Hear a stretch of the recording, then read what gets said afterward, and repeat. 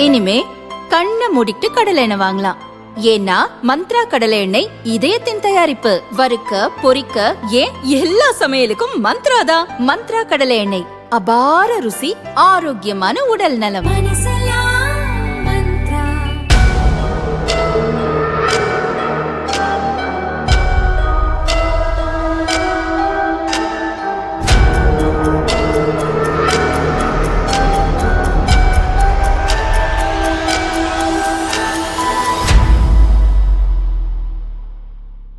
நெல்லை மாவட்டம் நாங்குநேரி அருகே டூ வீலர்களில் வந்த சாதிவெறி கும்பல் மாற்றுச்சாதி மக்கள் வசிக்கும் ஊருக்குள் புகுந்து கண்ணில் பட்டவர்களை எல்லாம் வெட்டி வீசி 2 பேரை கொலை செய்தது. இந்த பயங்கர சம்பவம் மொத்த தமிழகத்தையும் உலுக்கி போட்டது. அந்த அதிர்ச்சி மறைவதற்குள் அதுபோன்ற மற்றொரு சம்பவம் சிவகங்கை மாவட்டத்தில் அரங்கேறியுள்ளது. சிவகங்கை மாவட்டம் மானாமதுரை அருகே இடைக்காட்டூர் என்ற கிராமம் உள்ளது.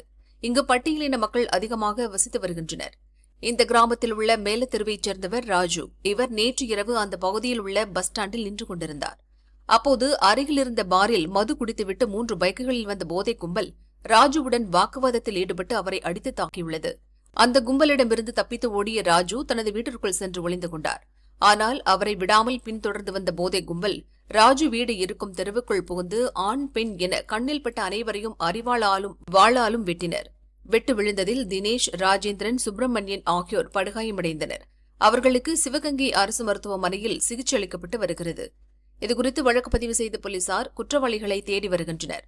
இதற்கிடையில் அந்த போதை கும்பல் பொதுமக்களை அரிவாளால் வெட்டும் சிசிடிவி காட்சிகள் வெளியாகி அதிர்ச்சியை ஏற்படுத்தியுள்ளது. பட்டியலின மக்கள் மீது நடத்தப்பட்ட இந்த கொடூர தாக்குதல் சம்பவத்திற்கு அதிமுக பொதுச் செயலாளர் எடப்பாடி பழனிசாமி மற்றும் பாரதிய ஜனதா மாநில தலைவர் நயினா நாகேந்திரன் கண்டனம் தெரிவித்துள்ளனர். எடப்பாடி பழனிசாமி கூறியதாவது: பட்டியலின மக்கள் அதிகம் வசிக்கும் பகுதியில் புகுந்து தைரியமாக இப்படி ஒரு கொலைவெறி தாக்குதல் நடக்கிறது என்றால் இங்கே நடக்கும் திமுக அரசு இதையெல்லாம் கைகட்டி வேடிக்கை பார்க்கிறது என்றுதானே மக்கள் எடுத்துக் கொள்ள வேண்டும். சட்டம் ஒழுங்கை காக்க வேண்டிய முதல்வர் என்ன செய்து கொண்டிருக்கிறார் தெரியுமா? முடிந்துவிட்டது என தான் காட்டிய சைகை வைரலானதாக வெட்டி பெருமை பேசிக் கொண்டிருக்கிறார். முதல்வரே, உங்கள் ஆட்சியில் சட்டம் ஒழுங்கு முடிந்துவிட்டது, பெண்கள் பாதுகாப்பு முடிந்துவிட்டது, சமூக நீதி முடிந்துவிட்டது, மொத்தத்தில் தமிழக மக்களின் நிம்மதியே முடிந்துவிட்டதென எடப்பாடி பழனிசாமி கூறியுள்ளார். நயினார் நாகேந்திரன் கூறியதாவது: முன்பெல்லாம் பொதுமக்கள் நடமாட்டம் இருக்கும் பகுதிகளிலோ அல்லது வெளிச்சம் நிறைந்த இடங்களிலோ குற்ற சம்பவங்கள் நடைபெறாது என்ற நிலை இருந்தது. ஆனால் குண்டர் கூட்டத்தை கட்டியாளும் திமுக என்று அரியணை ஏறியதோ அன்றிலிருந்து எந்த பயமுமின்றி முழு சுதந்திரத்துடன் குற்றவாளிகள் சுற்றித் திரிகின்றனர்.